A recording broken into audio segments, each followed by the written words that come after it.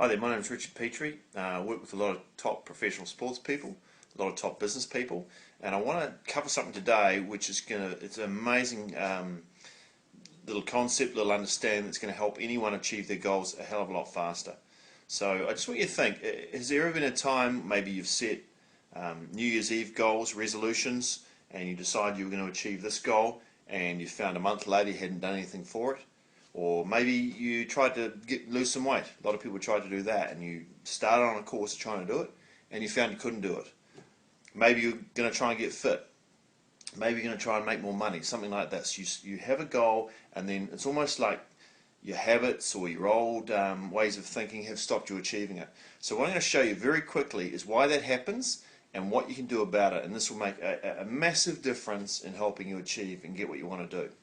Okay, first off, we just need to take this look at this whiteboard, and I'm just going to take the lid off here, and I want you to imagine that your mind is like an iceberg, and there's the water, and imagine yourself, it's almost like let's say you set a goal to lose some weight, and it's like you're sitting on a top of an iceberg with a paddle in the water, and here's your goal over here, and you're trying to move in this direction in that way.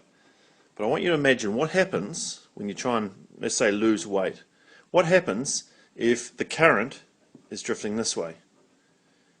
Okay. Now, chances are ultimately you're going to move away from your target, right?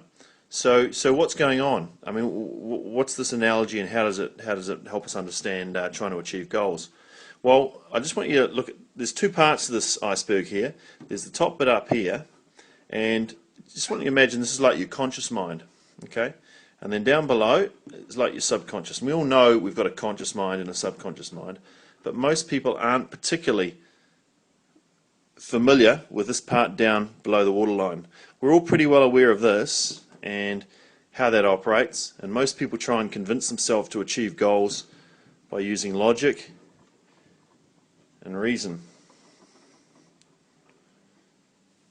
But we're not particularly well trained at how to influence this part of the brain. And the problem is, if this part's not going in line with where you want to go, you might take a few paddle strokes in this direction, but ultimately you're going to end up going this way.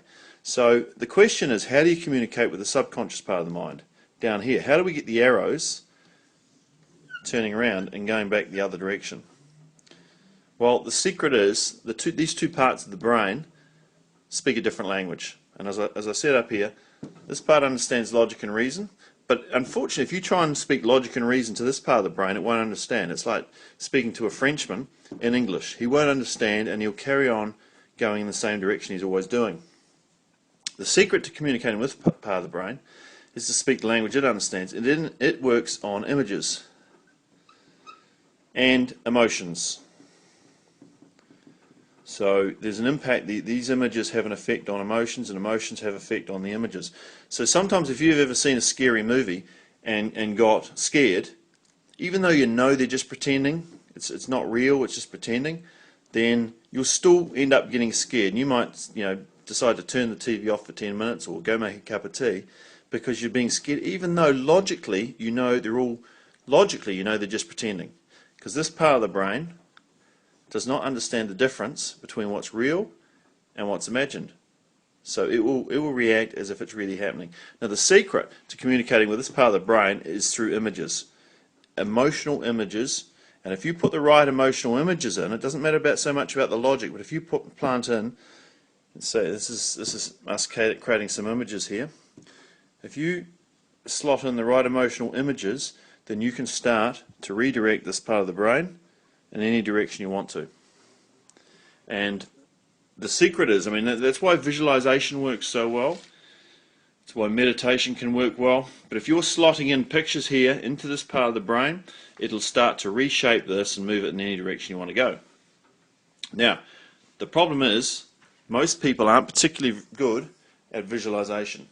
And that's why it's really handy if you can have a tool that'll help you make it easy for you. And that's where I've come across this tool called Prime Aspirations, or primeaspirations.com, and it's a piece of software that Paul Rodden set up, and it's phenomenal in terms of helping you create pictures for yourself that'll start moving your subconscious back in the other direction, whichever direction you want to go. So I really recommend check it out, get into it, start playing with it, and if you start to notice that your brain starts realigning in any direction you want to go, then it's because this factor about you communicating with this part of the brain using the right language, images and emotions.